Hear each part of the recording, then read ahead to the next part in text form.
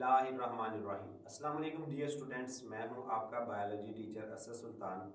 आज का हमारा टॉपिक चैप्टर नंबर 4 सेल्स और टिश्यूज़ का है। सेल थ्योरी की तश्कील की तारीख, सब सेलुलर और ए सेलुलर पार्टिकल्स।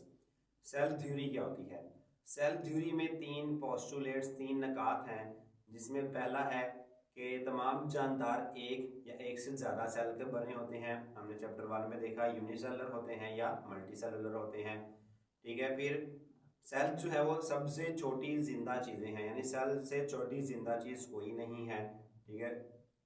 तो तीसरा जो पॉइंट है कि नए सेल जो हैं वो पुराने सेल से तकसीम से बनते हैं, यानी जो नए सेल हैं वो पुराने सेल्स में जब तकसीम होती है तब बनते हैं। इसको कहते हैं सेल थ्योरी। अब सेल थ्योरी जो है इसकी तश्कील की तारीख क्या है, यानी ये बनी कैसे, कहाँ से ये शुरू हुआ काम, सेल कैसे दरियाफ्त हुआ। ठीक है। तो ये जो पॉइंट्स हैं इसकी तश्कील कैसे हुई है उसकी हम स्टडी करने लगे हैं।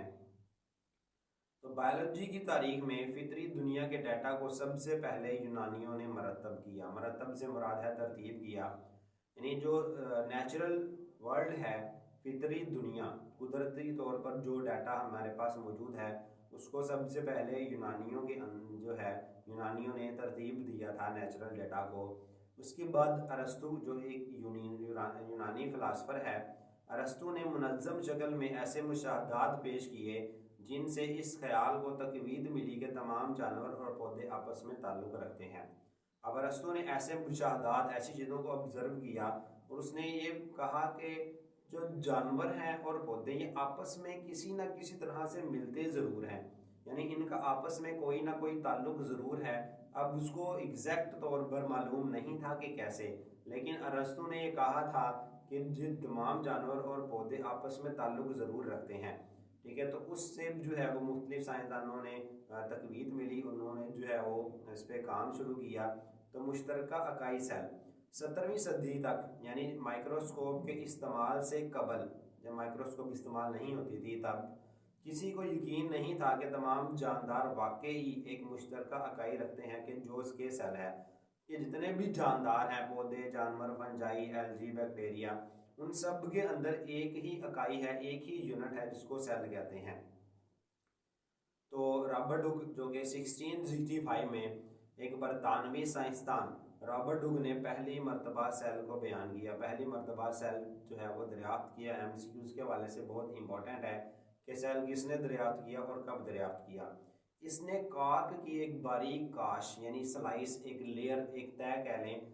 तो कॉर्क लकड़ी का जो है वो एक ढक्कन टाइप होता है मटेरियल, तो लकड़ी की एक बारीक कॉर्क, ठीक है, काश जो है उसकी, यानी एक तय ली, एक स्लाइस ली, का मुआयना करने के लिए खुद साख्ता लाइट माइक्रोस्कोप, अपनी ही बनाई गई माइक्रोस्कोप इस्तेमाल की। इसने शहद की मक्खियों के छत्ते की तरह खाली खाने देखे। हुक ने कॉर्क में मौजूद इन खानों को सेलुलाई का नाम दिया। इसकी इख्तियार की हुई यही इस्लाह हम तक सेल की सूरत में आई। तो उसने लकड़ी की एक बारीक सी स्लाइस ली, उसको अपनी बनाई हुई माइक्रोस्कोप के नीचे देखा, तो उसमें उसको शहद की मक्खी का जो छत्ता होता है उसकी तरह छोटे छोटे खाने नजर आए, खाली खाने थे, जिसको उसने सेलुलाई का नाम दिया, जो कि हम तक सेल के नाम से जो है वो पहुंची, इसकी जो सेलुलाई की टर्म थी। चंद ही सालों बाद एक साइंसदान एंटी वॉन लीवनहुक, हालैंड के एक माहिर फितरत यानी नेचुरलिस्ट जो फितरत को स्टडी करते हैं, एंटी वॉन लीवनहुक ने जिंदा सेल्स का मुशाहदा किया। इसने तालाब के पानी में मौजूद जिंदा सेल्स को माइक्रोस्कोप के नीचे देखा और इनका नाम एनिमल क्यूल्स रखा। ठीक है। तो एंटी वॉन लीवनहुक ने तालाब से पानी लिया, उसको माइक्रोस्कोप के नीचे देखा, तो उसको जिंदा सेल जो है वो हरकत करते नजर आए। ठीक है, यानी यूनिसेलर ऑर्गेनिज्म उसको नजर आए, उसका नाम उसने एनिमल क्यूल रखा। उसके बाद जीन बैप्टिस्ट डी लेमार्क एक साइंटिस्ट था। अगली 1.5 सदी तक सेल की अहमियत को बायोलॉजिस्ट की तायद ना मिल सकी, यानी अगली 1.5 सदी तक जो है वो 150 सालों तक जो है वो इस पर कोई ख़ास काम ना हुआ, ना कोई इतनी अहमियत मिली। 1809 में एक फ्रांसीसी माहिर फितरत जीन बैप्टिस्ट डी लेमार्क ने ख्याल पेश किया कि किसी जिस्म में ज़िंदगी नहीं हो सकती जब तक इसके हिस्से सेल्स पर मुश्तमिल ना हो या इनको सेल्स ने ना बनाया हो। ठीक है, यानी कोई भी जानदार उस वक्त तक जिंदगी नहीं रख सकता जब तक वो सेल नहीं है या वो सेल्स के मिलने से नहीं बना। ठीक है, यानी या तो वो सेल का हो, यानी वो सेल का बना हो या सेल्स ने मिलकर जो है उनको बनाया हो, तब उस जानदार के अंदर जिंदगी मौजूद होगी, अदरवाइज वो जिंदगी नहीं रखेगा। अब चूंकि जो रॉबर्ट हुक था उसने कहा था सेल खाली खाने हैं, यानी जिस तरह शहद की मक्खी के चत्ते के अंदर खाली खाने थे तो सेल के अंदर कुछ नहीं होता। तो लेकिन 1831 में 1831 में एक बरतानवी माहिर नबातात, ठीक है, यानी बॉटनिस्ट जो पौधों की स्टडी करते हैं, रॉबर्ट ब्राउन ने पौधों के सेल में न्यूक्लियस दरियाफ्त किया। ठीक है, तो अब जब न्यूक्लियस दरियाफ्त हुआ, ये एमसीक्यूज के हवाले से भी बहुत इंपॉर्टेंट है कि जो न्यूक्लियस है वो किसने दरियाफ्त किया और कब दरियाफ्त किया, जिस तरह सेल कब और किसने दरियाफ्त किया वो भी एमसीक्यूज में इंपॉर्टेंट है। अब जब न्यूक्लियस दरियाफ्त हुआ तो साइंसदानों को मालूम हुआ कि सेल खाली नहीं है बल्कि इनके अंदर और भी चीज़ें मौजूद हैं। तो यहाँ से भी दोबारा से सेल के ऊपर साइंसदानों का काम शुरू हो गया और इस तरह हम जो है वो दरियाफ्तें होती चली गई और ऑर्गेनेलिस डिस्कवर होते चले गए, जिनको हम इसी चैप्टर में पढ़ेंगे। उसके बाद मैथियस शील्डन एक साइंसदान था। 1838 में जर्मन माहिर नबातात यानी पौधों का जो है वो माहिर मैथियस शील्डन ने पौधों के टिश्यू का मुताला किया और सेल थ्योरी का पहला बयान जारी किया। इसने कहा कि तमाम पौधे ऐसी इनफरादी सेल्स का मजमूआ है जो कि मुकम्मल तौर पर आज़ाद होते हैं। इसने कहा कि तमाम पौधों का जो यूनिट है वो सेल है, जो हर सेल अपना काम खुद कर रहा है, इनफरादी इकाइयाँ हैं, आज़ाद हैं, यानी एक दूसरे पे डिपेंड नहीं कर रहे। ठीक है, तो ये इसने कहा था। इसी से मुतल्लिक एक और साइंसदान थिएडर शबान एक साल बाद 1839 में एक जर्मन माहिर हैवानात यानी जोलॉजिस्ट जो कि जानवरों की स्टडी करते हैं, थिएडर शबान ने बयान दिया कि जानवरों के टिश्यू भी इनफरादी सेल्स के बने होते हैं।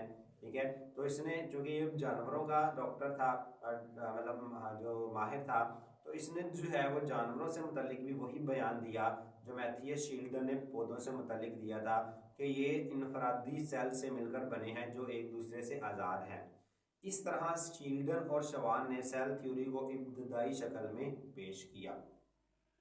रडोल्फ विर्चू 1855 में एक जर्मन तबीब रडोल्फ विर्चू ने सेल थ्योरी में एक अहम इजाफा किया। इसने कहा तमाम जिंदा सेल पहले से मौजूद सेल से ही बनते हैं, यानी इसने जो है वो जर्मन में अपनी लैंग्वेज में एक टर्म दी ओमनिस सेलुला ई सेलुला, यानी तमाम नए सेल जो है वो पहले से मौजूद सेल से जिंदा जो तकसीम होती है तब बनते हैं। अब इसको बायोजेनेसिस कहते हैं। पहले साइंसदानों को ये भी मालूम था कि वे भी साइंसदान कहते थे कि ए बायोजेनेसिस भी होती है, यानी बेजान चीज़ से भी जानदार चीज़ बन सकती है, जो कि गलत था। जो उसके खिलाफ नज़रिया रडोल्फ विर्चू ने दिया, उसने कहा जिंदा चीज़ें जिंदा चीज़ों से ही बनती हैं, बेजान से नहीं बनती, जिसको बायोजेनेसिस का नज़रिया कहते हैं, जिसको आप हायर क्लासेस में पढ़ेंगे। लेकिन ये इसको प्रूफ नहीं कर पाया था, इसका प्रूफ नहीं दे पाया, जिसका प्रूफ फिर एक और साइंसदान लुइस पास्चर ने दिया। 1862 में लुइस पास्चर ने इस ख्याल का तजर्बाती सबूत फराहम किया। ठीक है, तजर्बाती है यहाँ पर। ठीक है, अब कैसे उसने जो है वो दो कह लें पेट्री डिशेस लेबॉर्ट्री के अंदर प्लेट्स इस्तेमाल होती हैं, वो प्लेट्स ली, उसमें एक तरफ बैक्टीरिया यानी ऑर्गेनिज्म यूनिसेलुलर ऑर्गेनिज्म लिए और दूसरी तरफ उसने जो है वो जो मीडियम था वो बिल्कुल खाली लिया, यानी उसमें कोई जानदार मौजूद नहीं था।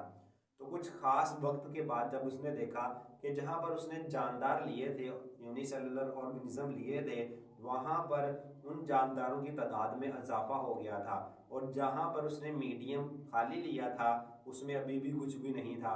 तो यहाँ से साबित हुआ कि जहाँ पर सेल पहले से मौजूद थे वहाँ नए सेल बने हैं, जहाँ पर सेल नहीं थे वहाँ पर नए सेल नहीं बने।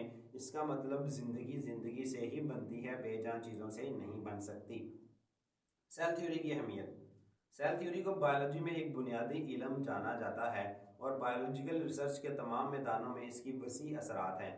शील्डन और शवान के सेल थ्योरी पेश कर देने के बाद सेल्स की बहुत सी तफसीलात का मुताला किया गया और सेल थ्योरी को बढ़ाया गया।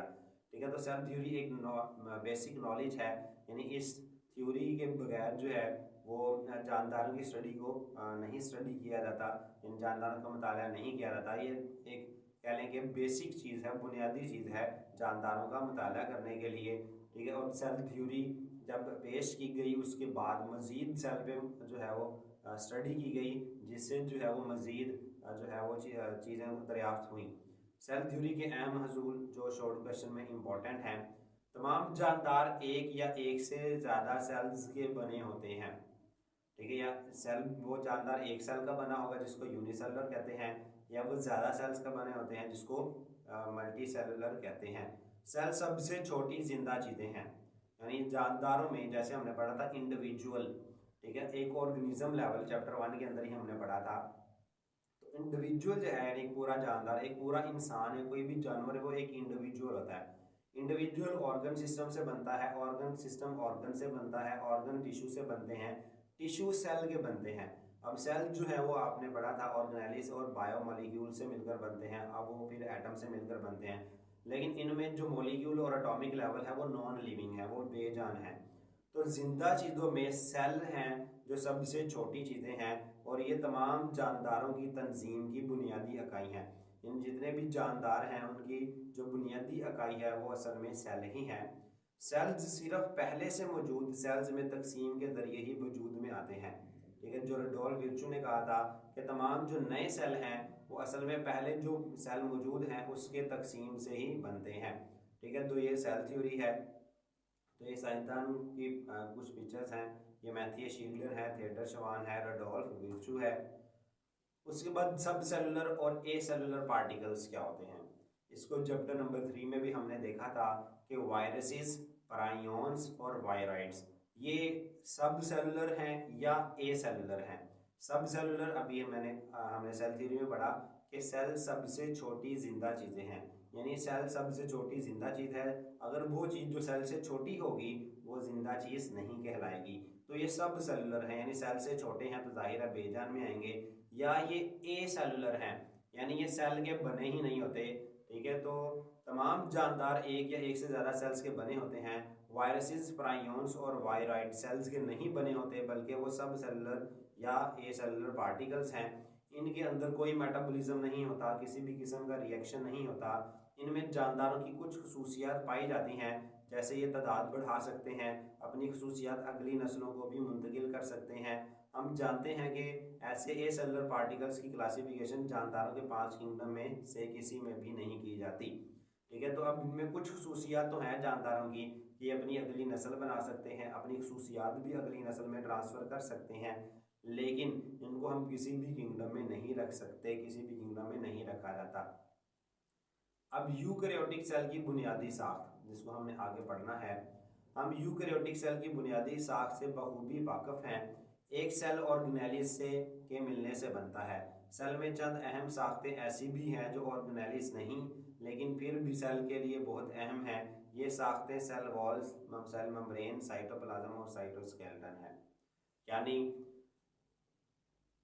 अब 4 जो साख्तें हम पहले पढ़ेंगे, ऑर्गेनेलिस जो सब सेलुलर स्ट्रक्चर्स हैं, सेल से छोटी साख्तें जो सेल के अंदर पाई जाती हैं, और कंपोनेंट्स, ये 2 डिफरेंट चीज़ें हैं, ठीक है। अब यूजली बच्चे cell wall, cell membrane, cytoplasm और साइटोस्केलेटन को भी ऑर्गेनेलिस समझ रहे होते हैं, ऐसा नहीं है।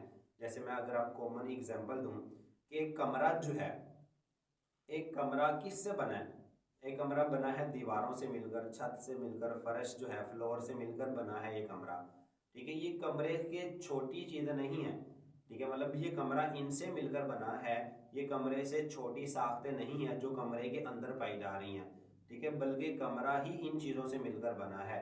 तो ये कमरे के हिस्से हैं, कमरे से छोटी चीज़ें नहीं हैं। हाँ, वो चीज़ें जो कमरे के अंदर मौजूद हैं, लाइक कमरे के अंदर जो भी चीज़ें पड़ी हैं, टेबल पड़ी हैं, चेयर पड़ी हैं, बेड पड़ा है, ठीक है, ड्रेसिंग टेबल्स है, या और जितनी भी चीज़ें कमरे के अंदर हैं वो कमरे के अंदर की चीज़ें हैं, यानी वो कमरे से छोटी हैं और कमरे के अंदर पड़ी हैं। तो इस तरह जो ऑर्गेनेलिस हैं वो सेल के अंदर होती हैं, सेल से छोटी साख्तें हैं। लेकिन cell wall, cell membrane, cytoplasm और साइटोस्केलेटन ये सेल का हिस्सा होती हैं, यानी इनके मिलने से ही सेल बनता है। तो ये सेल के कंपोनेंट्स कहलाते हैं। तो ऑर्गेनेलिस और कंपोनेंट्स यानी सेल के जो अज्जा हैं उनमें डिफरेंस होता है।